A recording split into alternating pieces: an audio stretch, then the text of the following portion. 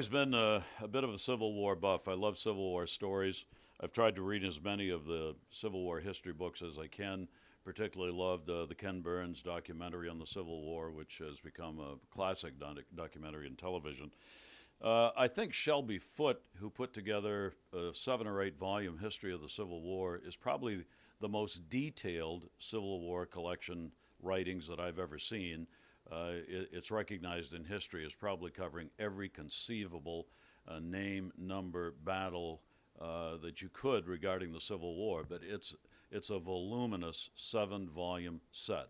Uh, this is the one that folks go to if you want one book that encapsulates the Civil War, the James McPherson Battle Cry of Freedom.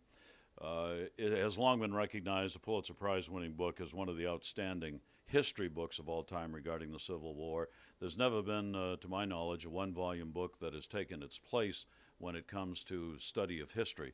And he has always, McPherson has always written these books in novel form. While it's real, while it's history, you get a real novel feel to it.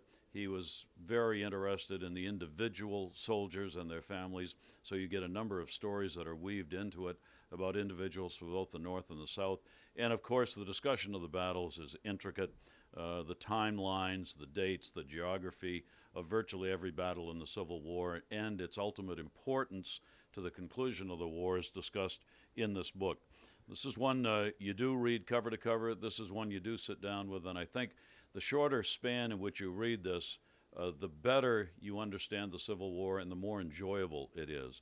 It is a thick enough book with enough facts in it that if you put this thing down for very long and forget what you've already read, you kind of have to go back and start over in order to get the complete picture.